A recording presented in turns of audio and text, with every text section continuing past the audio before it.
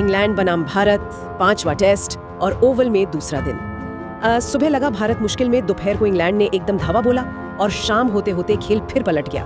मतलब एक ऐसा दिन जहां कुल 15 विकेट गिरे। बिल्कुल, ये दिन तो पूरी तरह एक्शन से भरा था।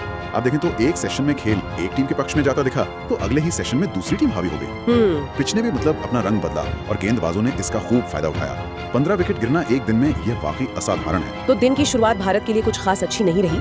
204 पर 6 थे वो और फिर जल्दी सिमट गए। क्या हुआ सुबह के सत्र में? हाँ, भारत सिर्फ 20 रन ही और जोड़ पाया और 224 पर पूरी टीम ऑल आउट हो गई। करुण नायर और वॉशिंगटन सुंदर ज्यादा देर टिक नहीं पाए। असल में जो आखिरी 4 विकेट थे वो तो सिर्फ 34 गेंदों के अंदर गिर गए, बहुत तेजी से।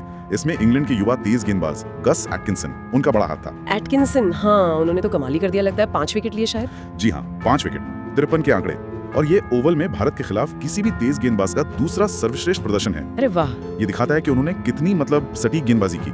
और भारत का ये 224 का स्कोर, ये इस सीरीज का अब तक का सबसे कम पहली पारी का स्कोर भी है। अच्छा, तो मतलब बल्लेबाजी थोड़ी चिंता का विषय रही। हाँ, कह सकते हैं। फिर आई इंग्लैंड की बल्लेबाजी और उन्होंने तो आते ही बिल्कुल ताबड़तोड़ शुरुआत की, जिसे आजकल बेसबॉल कहते हैं ना, वही देखने को मिला। हाँ, बेसबॉल। बिल्कुल, बेसबॉल यानी इंग्लैंड का वो टेस्ट क्रिकेट में भी आक्रामक रवैया। क्रॉली और गकेट ने शुरू से ही बाउंड्रीज लगानी शुरू कर दी। आप सोचिए, सिर्फ 7 ओवर में 50 रन बना लिए थे उन्होंने। डकेट का वो एक रिवर्स रैंप पे छक्का था। हाँ, मैंने देखा था, कमाल का शॉट। वो तो देखने लायक था। भारतीय गेंदबाज शुरू में थोड़े अपने लाइन लेंथ से भटके हुए लगे, काफी रन दिए। लेकिन फिर आकाशदीप ने वो खतरनाक दिखले डकेट को 43 पर आउट किया। थोड़ी राहत मिली होगी, वहाँ थोड़ी गर्मागर्मी भी हुई थी क्या शायद? हाँ, विकेट गिरने के बाद दोनों खिलाड़ियों के बीच कुछ कहासुनी हुई थी। शायद विकेट के उत्साह में या किसी पिछली गेंद को लेकर कोई टिप्पणी हुई होगी। खैर, लंच तक इंग्लैंड 109 पर 1 था। काफी मजबूत स्थिति में। हाँ, काफी मजबूत दिख रहा था और क्रॉली अपना अर्धशतक भी पूरा कर चुके थे। लेकिन फिर लंच के बाद तो जैसे पूरी कहानी ही पलट गई। ऐसा क्या बदला कि भारतीय गेंदबाज अचानक इतने हावी हो गए?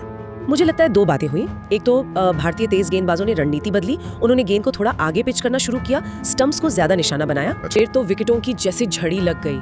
प्रसिद्ध कृष्णा ने पहले क्रॉली को 64 पर आउट किया और फिर मोहम्मद सिराज, अरे बाप रे, उन्होंने तो कहर ही बरपा दिया। सिराज का वो स्पेल तो मतलब अविश्वसनीय था। उन्होंने बहुत जल्दी ऑली पोप, फिर जो रूट और जैकब बेथेल को पवेलियन भेजा। ज्यादातर LBW हुए।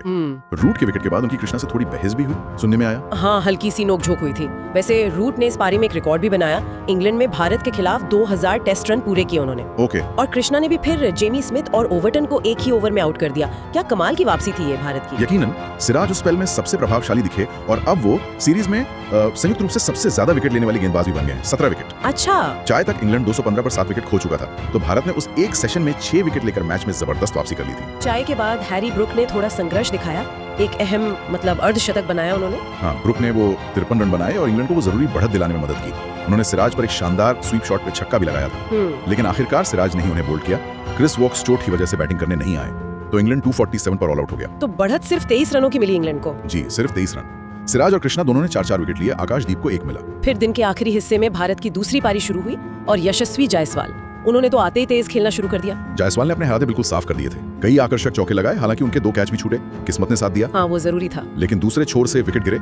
KL राहुल सिर्फ 7 रन बनाकर टंग की गेंद पर आउट हुए और फिर साई सुदर्शन, वो 11 रन पर थे, उन्हें एटकिंसन ने LBW कर दिया। सुदर्शन के आउट होने पर भी कुछ कहा सुनी हुई शायद डकेट से। हाँ, फिर से विकेट के साथ उनकी कुछ बहस हुई। लगता है माहौल काफी गर्म था मैदान पे। और फिर खराब रोशनी के कारण दिन का खेल जल्दी खत्म करना पड़ा। भारत का स्कोर है 75 पर 2, मतलब कुल बढ़त हो गई 52 रनों की। जी, और जायसवाल 51 पर नाबाद खेल रहे हैं। वाह! तो सच में एक यादगार दिन रहा क्रिकेट का। 15 विकेट गिरे, बढ़त एक टीम से दूसरी टीम के पास गई और फिर जायसवाल की वो जवाबी पारी। मैच अब बहुत ही दिलचस्प मोड़ पर खड़ा है। बिल्कुल। भारत चाहेगा कि एक मजबूत बड़ा लक्ष्य खड़ा करे। बिल्कुल। वहीं इंग्लैंड की नजरें होंगी कि तीसरे दिन सुबह जल्दी 1-2 विकेट और निकालें और भारत पर दबाव बनाएं। तीसरा दिन काफी हद तक इस मैच और शायद सीरीज की दिशा भी तय कर सकता है। तो सोचने वाली बात ये है कि क्या जायसवाल अपनी ये शानदार शुरुआत को एक बड़ी मैच जिताऊ पारी में बदल पाएंगे या इंग्लैंड के गेंदबाज सुबह फिर वापसी करेंगे? तीसरे दिन भारत को क्या रणनीति अपनानी चाहिए? संभल कर खेलना चाहिए या आक्रमण जारी रखना चाहिए? सोचिएगा जरूर।